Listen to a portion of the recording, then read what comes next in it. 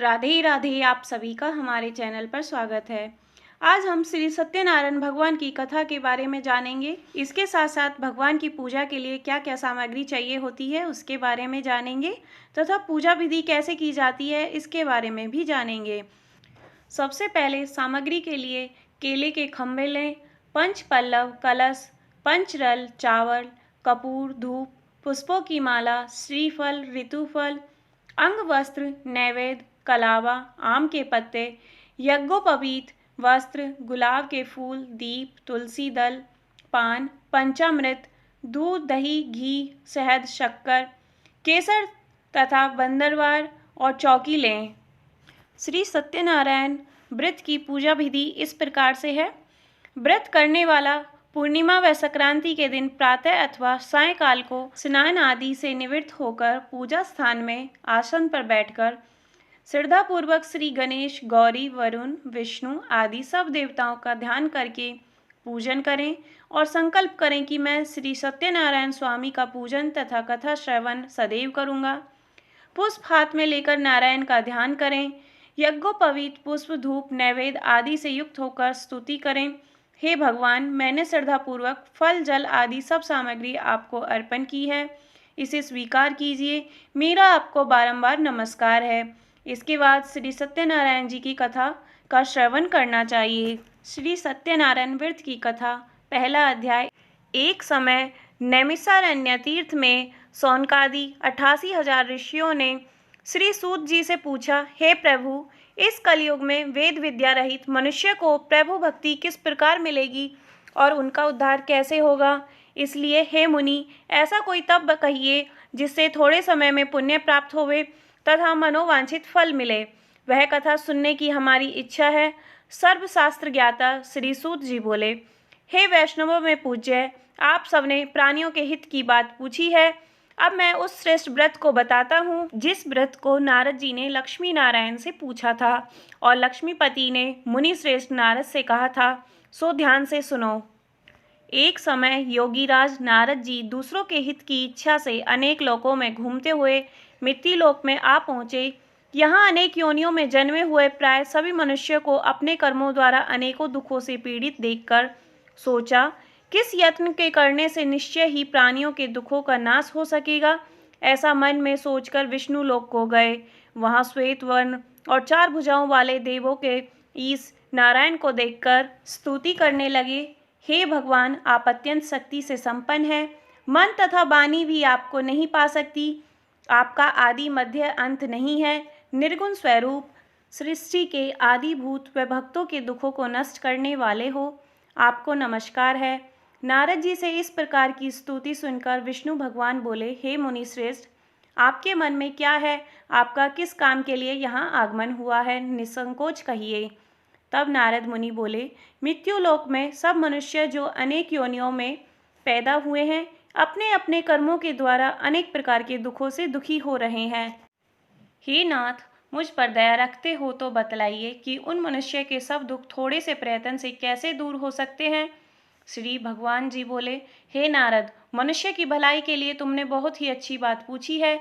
जिस काम के करने से मनुष्य मोह से छूट जाता है वह मैं कहता हूँ, सुनो। बहुत पुण्य देने वाला, स्वर्ग तथा मृत्यु लोक दोनों में दुर्लभ एक उत्तम व्रत है।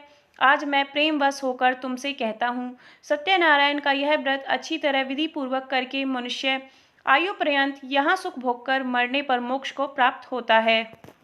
श्री भगवान के वचन सुनकर नारद मुनि बोले कि उस व्रत का फल क्या है, क्या विधान है, किसने यह व्रत किया है और किस दिन यह व्रत करना चाहिए, विस्तार से कहिए। भगवान बोले, दुख, शोक आदि को दूर करने वाला, धन धान्य को बढ़ाने वाला, सौभाग्य तथा संतान को देने वाला, यह व्रत सब स्थानों पर विजयी करने वाला है।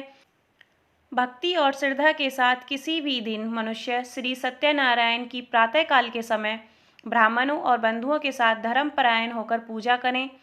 भक्ति भाव से नैवेद्य, केले का फल, घी, दूध, गेहूं का चूर्ण, सवाया लेवें। गेहूं के अभाव में साटी का चूर्ण, शक्कर और गुड़ लें और सब भक्षण योग्य पदार्थ जमा करा के भगवान को अर्पण कर देवें और बंधुओं सहित ब्राह्मणों को भोजन करावें। पश्चात स्वयं भोजन करें। नृत्य, गीत आदि का आचरण कर सत्यनारायण भगवान का सिमरन करते हुए समय व्यतीत करें। इस तरह व्रत करने पर मनुष्य की इच्छा निश्चय ही पूरी होती है। विशेषकर कली काल में भूमि पर यही मोक्ष का सरल उपाय है। दूसरा अध्याय। सूत जी बोले, हे ऋषियों, जिसने पहले समय में इस व्रत को किया है उसका इतिहास कहता हूँ, ध्यान से सुनो। सुंदर काशीपुरी नगरी में एक अत्यंत निर्धन ब्राह्मण रहता था। वह भूख और प्यास से बेचैन हुआ नित्य पृथ्वी पर घूमता रहता था। ब्राह्मणों से प्रेम करने वाले भगवान ने ब्राह्मण को दुखी देखकर बूढ़े ब्राह्मण का रूप धर उसके पास जाकर आदर के साथ पूछा, हे विप्र, नित्य दुखी हुआ पृथ्वी पर क्यों घूमता है? हे श्रेष्ठ ब्राह्मण, यह सब मुझसे कहो, मैं सुनना चाहता हूँ। ब्राह्मण बोला, मैं निर्धन ब्राह्मण हूँ, भिक्षा के लिए पृथ्वी पर फिरता हूँ। हे भगवान, यदि आप इसका उपाय जानते हो तो कृपा करके कहो। वृद्ध ब्राह्मण बोला कि सत्यनारायण भगवान मनोवांछित फल देने वाले हैं, इसलिए हे ब्राह्मण, तू उनका पूजन कर, जिसके करने से मनुष्य सब दुखों से मुक्त होता है। ब्राह्मण को व्रत का सारा विधान बतलाकर बूढ़े ब्राह्मण का रूप धारण करने वाले आए श्री सत्यनारायण भगवान अंतर्ध्यान हो गए। जिस व्रत को वृद्ध ब्राह्मण ने बतलाया है मैं उसको करूँगा, यह निश्चय करके उसको सारी रात नींद नहीं आई। वह सवेरे उठ सत्यनारायण के व्रत का निश्चय कर भिक्षा के लिए चला। उसको भिक्षा में बहुत धन मिला, जिससे बंधु बांधवों के साथ उसने श्री सत्यनारायण का व्रत किया। इसके करने से वह ब्राह्मण सब दुखों से छूटकर अनेक प्रकार की संपत्तियों से युक्त हुआ। उस समय से वह ब्राह्मण हर मास व्रत करने लगा। इस तरह सत्यनारायण भगवान के व्रत को जो करेगा वह मनुष्य सब दुखों से छूट जाएगा। इस तरह नारद जी से नारायण का कहा हुआ यह व्रत मैंने तुमसे कहा है। हे विप्रो, मैं अब और क्या कहूँ? ऋषि बोले, हे मुनीश्वर, संसार में इस ब्राह्मण से सुनकर किस किस ने इस व्रत को किया है, हम यह सब सुनना चाहते हैं। इसके लिए हमारे मन में श्रद्धा है। सूत जी बोले, हे मुनियों, जिस जिसने इस व्रत को किया है वह सब ध्यान से सुनो। एक समय एक ब्राह्मण धन और ऐश्वर्य के अनुसार बंधु बांधवों के साथ व्रत करने को तैयार हुआ। उसी समय एक लकड़ी बेचने वाला बूढ़ा आदमी आया और बाहर लकड़ियों को रखकर ब्राह्मण के मकान में गया। प्यास से दुखी लकड़हारा उनको व्रत करते देखकर ब्राह्मण को नमस्कार कर कहने लगा कि आप यह क्या कर रहे हैं, इसके करने से क्या फल मिलता है, कृपा करके मुझे कहो। ब्राह्मण ने कहा, सब मनोकामनाओं को पूर्ण करने वाला यह सत्यनारायण भगवान का व्रत है। इसकी ही कृपा से मेरे यहाँ धन धान्य आदि की वृद्धि हुई है। ब्राह्मण से इस व्रत के बारे में जानकर लकड़हारा बहुत प्रसन्न हुआ। चरणामृत ले और प्रसाद खाने के बाद अपने घर को गया। लकड़हारे ने अपने मन में इस संकल्प किया कि आज नगर में लकड़ी बेचने से जो धन मिलेगा उसी से सत्यनारायण देव का उत्तम व्रत करूंगा। यह मन में विचार कर वह बूढ़ा आदमी लकड़ियां अपने सिर पर रखकर जिस नगर में धनवान लोग रहते थे वह वहां ऐसे सुंदर नगर में गया। उस रोज वहां पर उसे उन लकड़ियों का दाम पहले से चौगुना मिला। तब वह बूढ़ा लकड़हारा दाम ले अति प्रसन्न होकर पक्के केले की पूली, शक्कर, घी, दूध, दही, गेहूं का आटा इत्यादि श्री सत्यनारायण भगवान के व्रत की कुल सामग्रियों को लेकर अपने घर गया। फिर उसने अपने भाइयों को बुलाकर विधि के साथ भगवान जी की पूजन और व्रत किया। उस व्रत के प्रभाव से वह बूढ़ा लकड़हारा धन, पुत्र आदि से युक्त हुआ और संसार के समस्त सुखों को भोगकर वैकुंठ को चला गया। तीसरा अध्याय। सूत जी बोले, हे श्रेष्ठ मुनियों, अब आगे की कथा कहता हूँ, सुनो। पहले समय में उल्का मुख नाम का एक बुद्धिमान राजा था। वह सत्यवक्ता और जितेंद्रिय था। प्रतिदिन देवस्थानों पर जाता तथा गरीबों को धन देकर उनके कष्ट दूर करता था। उसकी पत्नी कमल के समान मुख वाली और सती साध्वी थी। भद्रशिला नदी के तट पर उन दोनों ने श्री सत्यनारायण का व्रत किया। उस समय में वहाँ एक साधु वैश्य आया। उसके पास व्यापार के लिए बहुत सा धन था। वह नाव को किनारे पर ठहरा कर राजा के पास आ गया और राजा को व्रत करते हुए देखकर विनय के साथ पूछने लगा, हे राजन, भक्ति युक्त चित्त से यह आप क्या कर रहे हैं? मेरी सुनने की इच्छा है, सो आप यह मुझे बतलाइए। राजा बोला, हे साधु, अपने बांधवों के साथ पुत्र आदि की प्राप्ति के लिए यह महाशक्तिवान सत्यनारायण भगवान का व्रत व पूजन किया जा रहा है। राजा के वचन सुनकर साधु आदर से बोला, हे राजन, मुझसे इसका सब विधान कहो, मैं भी आपकी कथा अनुसार इस व्रत को करूँगा। वह राजा से सब विधान सुन अपने घर चला गया और जाकर अपनी पत्नी से व्रत के बारे में बताया। व्रत के प्रभाव से उनके घर एक सुंदर कन्या का जन्म हुआ। जिसका नाम कलावती रखा गया। उनकी पुत्री दिनों दिन वह इस तरह बढ़ने लगी जैसे शुक्ल पक्ष का चंद्रमा बढ़ता है। तब लीलावती ने मीठे शब्दों में अपने पति से कहा कि जो आपने संकल्प किया था कि भगवान का व्रत करूंगा, अब आप उसे करिए। साधु बोला, हे प्रिय, इसके विवाह पर करूंगा। इस प्रकार अपनी पत्नी को आश्वासन दे वह नगर को गया। कलावती पितृगृह में वृद्धि को प्राप्त हो गई। साधु ने जब नगर में सखियों के साथ अपनी पुत्री को देखा तो तुरंत दूत बुलाकर कहा कि पुत्री के वास्ते कोई सुयोग्य वर देखकर लाओ। साधु की आज्ञा पाकर दूत कंचन नगर पहुंचा और वहां पर बड़ी खोज कर लड़की के लिए सुयोग्य पुत्र को ले आया। उस सुयोग्य लड़के को देखकर साधु ने अपने बंधु बांधवों सहित प्रसन्नचित्त होकर पुत्री का विवाह उसके साथ कर दिया। किंतु दुर्भाग्य से विवाह के समय ही इस व्रत को करना भूल गया। तब श्री भगवान क्रोधित हो गए और श्राप दिया कि तुम्हें दारुण दुख प्राप्त होगा। अपने कार्यों में कुशल साधु बनिया जमाता सहित समुद्र के समीप स्थित रतनपुर नगर में गया और वहां दोनों ससुर जमाई चंद्रकेतु राजा के उस नगर में व्यापार करने लगे। एक रोज भगवान श्री सत्यनारायण की माया से प्रेरित कोई चोर राजा का धन चुराकर भागा जा रहा था, किंतु राजा के दूतों को आता देखकर चोर ने घबराकर भागते हुए राजा के धन को वहीं चुपचाप रख दिया जहां वो ससुर जमाई ठहरे हुए थे। तब दूतों ने उस साधु वैश्य के पास जाकर राजा के धन को रखा देखा तो वे दोनों को बांध कर ले गए और प्रसन्नता से दौड़ते हुए राजा के समीप जाकर बोले, यह दो चोर हम पकड़ कर लाए हैं, कृपया आज्ञा दें। तब राजा की आज्ञा से उनको कठोर कारावास में डाल दिया और उनका सब धन छीन लिया गया। सत्यनारायण भगवान के श्राप द्वारा उनकी पत्नी भी घर पर बहुत दुखी हुई और घर पर जो धन रखा था उसे भी चोर चुरा कर ले गए। शारीरिक व मानसिक पीड़ा तथा भूख प्यास से अति दुखित हो अन्न की चिंता में कलावती एक ब्राह्मण के घर गई। वहां उसने सत्यनारायण भगवान का व्रत होते देखा।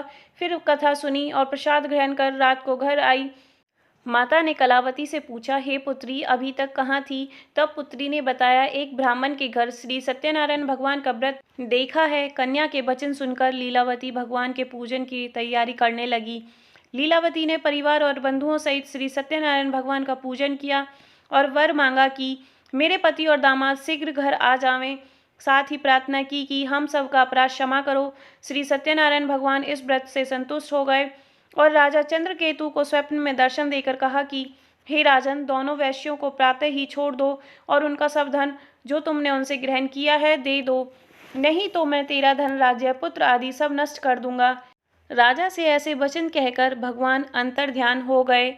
प्रातःकाल राजा चंद्रकेतु ने सभा में अपना स्वप्न सुनाया। फिर दोनों वणिक पुत्रों को कैद से मुक्त कर दिया। राजा ने उनको बहुत सा धन देकर आदर के साथ वहां से विदा किया और दोनों वैश्य अपने घर को चल दिए। चौथा अध्याय। सूत जी बोले, वैश्यों ने मंगलाचार करके यात्रा प्रारंभ की और नगर को चल दिए। उनके थोड़ी दूर निकलने पर दंडी भेषधारी श्री सत्यनारायण ने उनसे पूछा, हे साधु, तेरी नाम में क्या है? अभिमानी वणिक हंसता हुआ बोला, हे दंडी, आप क्यों पूछते हो? क्या धन लेने की इच्छा है? मेरी नाम में तो वेल और पत्ते हैं।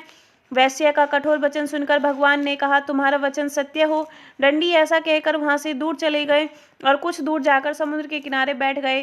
दंडी के जाने पर वैश्य ने नित्य क्रिया करने के बाद नाव को ऊंची उठी देखकर अचंभा किया और नाव में वेल और पत्ते आदि देखकर मूर्छित होकर जमीन पर गिर पड़ा। फिर मूर्छा खुलने पर अत्यंत शोक प्रकट करने लगा। तब उसका दामाद बोला कि आप शोक न करें, यह दंडी का श्राप है, अतः आपको उनकी शरण में चलना चाहिए, तभी हमारी मनोकामना पूरी होगी। दामाद के वचन सुनकर साधु वणिक दंडी के पास पहुंचा और अत्यंत भक्ति भाव से नमस्कार करके बोला, हे भगवान, आपकी माया से मोहित ब्रह्मा आदि भी आपके रूप को नहीं जानते, तब मैं अज्ञानी कैसे जान सकता हूँ? आप प्रसन्न होइए, मैं सामर्थ्य के अनुसार आपकी पूजा करूँगा। मेरी रक्षा करो और पहले के समान नौका में धन भर दो। उसके भक्ति युक्त वचन सुनकर भगवान प्रसन्न हो गए और उसकी इच्छा अनुसार वर देकर अंतर्ध्यान हो गए। तब उन्होंने नाव पर आकर देखा कि नाव धन से परिपूर्ण है। फिर वह भगवान सत्यनारायण का पूजन कर साथियों सहित अपने नगर को चला। तब अपने नगर के निकट पहुंचा। तब दूत को घर भेजा। दूत ने साधु के घर जाकर उसकी स्त्री को नमस्कार कर कहा कि साधु अपने दामाद सहित इस नगर के समीप आ गए हैं। ऐसा वचन सुन साधु की स्त्री बड़े हर्ष के साथ सत्यदेव का पूजन कर पुत्री से कहा कि मैं अपने पति के दर्शन को जाती हूँ, तू कार्य पूर्ण कर। शीघ्र आ जाना। माता के ऐसे वचन सुनकर कलावती प्रसाद छोड़कर पति के पास गई। प्रसाद की अवज्ञा के कारण सत्यदेव ने रुष्ट हो गए और उसके पति को नाव सहित पानी में डुबो दिया। कलावती अपने पति को न देखकर रोती हुई जमीन पर गिर गई। इस तरह नौका को डूबा हुआ तथा कन्या को रोते देख साधु दुखित होकर बोला, हे प्रभु, मुझसे या मेरे परिवार से जो भूल हुई है उसे क्षमा करो। उसके दीन वचन सुनकर सत्यदेव प्रसन्न हो गए और आकाशवाणी हुई कि हे साधु, तेरी कन्या मेरे प्रसाद को छोड़कर आई है, इसलिए इसका पति अदृश्य हुआ है। यदि वह घर जाकर प्रसाद खाकर लौटे तो इसके पति अवश्य मिलेगा। ऐसी भविष्यवाणी सुनकर कलावती ने घर पहुंचकर प्रसाद खाया, फिर आकर पति के दर्शन किए। तत्पश्चात साधु ने बंधु बांधवों सहित सत्यदेव का विधि पूर्वक पूजन किया। उस दिन से वह प्रत्येक पूर्णिमा को श्री सत्यनारायण भगवान का पूजन एवं कथा करने लगा। फिर इस लोक का सुख भोग कर अंत में स्वर्गलोक को गया। 5वां अध्याय। सूत जी बोले, हे ऋषियों, मैं और भी कथा कहता हूँ, सुनो। प्रजा पालन में लीन तुंगध्वज नाम का एक राजा था। उसने भी भगवान का प्रसाद त्याग कर बहुत दुख पाया। एक समय वन में जाकर वन्य पशुओं को मारकर बड़ के नीचे गया। वहां उसने ग्वालों को भक्ति भाव से बंधुओं सहित श्री सत्यनारायण का पूजन करते देखा। राजा देखकर भी अभिमानवश वहां नहीं गया और न नमस्कार ही किया। जब ग्वालों ने भगवान का प्रसाद उसके सामने रखा तो वह प्रसाद को त्याग कर अपनी सुंदर नगरी को चला। वहीं उसने अपना सब कुछ नष्ट पाया तो वह जान गया कि यह सब भगवान ने किया है। तब वह विश्वास कर ग्वालों के समीप वापस आया और विधि पूर्वक पूजन कर प्रसाद खाया तो श्री सत्यदेव की कृपा से पहले जैसा हो गया। फिर दीर्घ काल तक सुख भोग कर मरने पर स्वर्ग लोक को गया। जो मनुष्य इस परम दुर्लभ व्रत को करेगा, भगवान की कृपा से उसे धन धान्य की प्राप्ति होगी तथा सब मनोरथ पूर्ण होकर अंत में बैकुंठ धाम को जाएंगे।